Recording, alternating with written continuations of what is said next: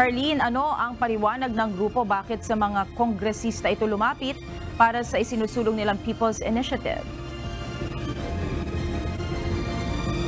Monica, ayon nga sa lead convener nitong grupong People's Initiative for Reform, Modernization and Action o PIRMA na nanguna dito sa signature campaign na si Noel Oñate, ito'y para makuha yung kinakailangang bilang ng mga pirma na nakasaad doon sa saligang batas para maisakatuparan itong People's Initiative.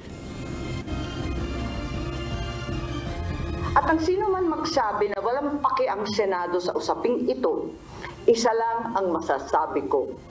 Walang gamot sa kakapalan ng mukha mo.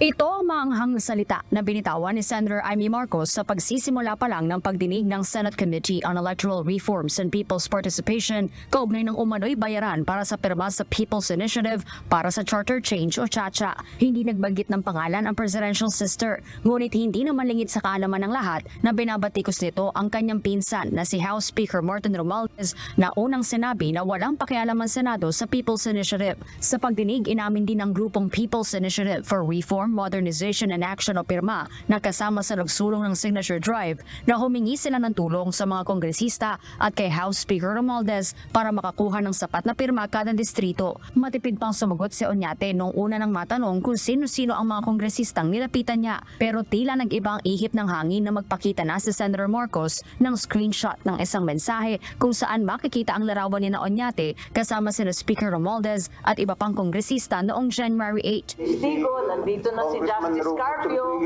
at papasalamat tayo. Congressman Garbin, kinausap ko. Sina Congressman Saldico kasama? At si Speaker Romualdez? No, I didn't talk to Saldico. You said you never met the Speaker, nor Mr. Saldico, our congressman. You're under oath, sir. Yes, that was the time that I met with the Sasabi Speaker. mo lang na hindi naman kayo nagkita. Sabi nyo, sina Congressman Garbin lang.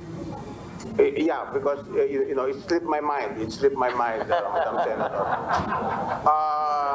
That was the Okay lang. Kung nakalimutan ninyo bigla, it's very clear that Speaker Martin Romualdez is supporting your group po. He is all out behind the People's Initiative. Is that correct? Yes, we coordinate with the Speaker and the Thank you very much, Congressman in and getting the 3% per congressional district. That's correct. Inamin din ito na sa townhouse umano ni House Speaker sa Forbes Park sa Makati, isinagawa ang pulong. Sino may-ari ng bahay? Si Speaker Romualdez po. Bahay ni Speaker Romualdez. Yes. Ganon. So, ang naging host doon at po kami nagkumbida ay si Speaker Romualdez. Tama po Ako ba? po ang nagkumbida. Paano ka magkukumbida? Hindi mo bahay. Oo nga. Bira naman. Oo nga po, dapat po yan sa bahay ko. Dahil meron ho akong party house sa Dasma, walang tao doon. Pero hindi ba maliwanag na kung bahay ni Speaker... Ang sabi ng staff, doon na lang gawin sa bahay ni Speaker. Napagkasunduan din anya sa pulong ang estimated timetable para sa People's Initiative, kabilang umano sa tulong na ibinigay ng mga kongresista ang pagtukoy sa mga lugar na dapat puntahan para makakuha ng maraming lagda. Ina-advise kami kung saan maraming mga tao na pipirma, kung saan basically ang tinuturo nila yung C and D sector ng mga voters. They tell us to concentrate on the C and D kasi sila ang nakakarami.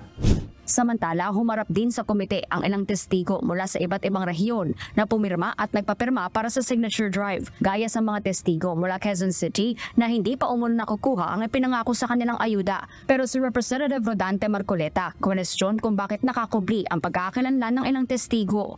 Kung sila po ay matatapang na mga witnesses, bakit po sila nakamaskara? Ang alam ko po sa matatapang na witnesses, talagang haharapin po nila lahat ng consequences. Kaya ka ba natatakot? Kasi galing sa barangay. Natatakot po kami, baka po balikan po kami nung nagpa-permit po sa amin. Utos daw po yun ni BBM. Yun po yung exact word. Ay, gano'n. At sumusunod lang sila. Opo. Kung utos ng Pangulo, ba't hindi ninyo sinunod? Meron po akong freedom of choice. Ilang testigo rin mula sa Bukidnon ang humarap sa Senado at isiniwalat ang umano'y naging bayaran para sa pagpapapirma. Bali po ang binigay sa amin, 1.5 po a day, tapos in advance po yung isang araw, bali 3,000 po yung natanggap namin. Binigyan ba kayo ng ID nito, Change Philippines? Binigyan po. Sabi yung baguhin daw yung economic. Itinanggi naman ng grupong pirma na sangkot sila sa panunuhol. Ipapasabpi na naman ng Senado si Attorney Anthony Abad na siyang nakapangalan sa signature forms para dumalo sa susunod na pagdinig. Ayon sa impormasyon ng komite, nasa labas ito ngayon ng bansa. Ipapatawag din ng mga opisyal ng grupong Change Philippines at iba pang pinangalanan ng mga testigo na nanguna sa pagpapapirma sa kani-kanilang lugar.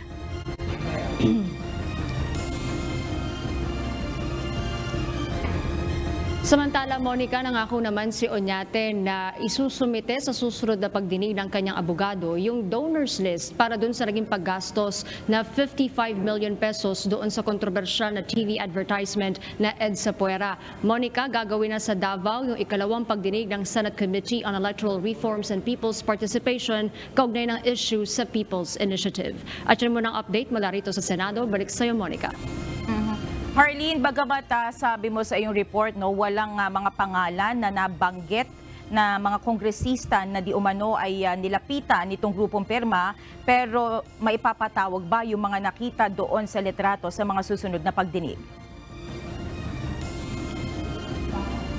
Monica, kanina nabanggit mismo ni Noel Oñate yung mga ilan sa mga kongresista na nilapitan niya. Noon nga dati si dating Representative, ako Bicol Party List Representative Garbin, at nabanggit din niya si Congressman Rodriguez, at nung kanya nga siyang tinanong ni Senator Amy Marcos ay inamin din niya na nagkaroon siya ng pulong kay House Speaker Martin Romualdez. Hindi na nabanggit mismo, Monica, sa hearing ngayong araw kung ipapatawag sila o iimbitahan, pero una nang sinabi ni Senator Marcos dahil na rin sa kanilang interparliamentary courtesy ay bukas sa dumalo sa pagdinig dito sa Senado sina House Speaker Romualdez at iba pang kongresista na itinuturo ng mga testigo. Monica.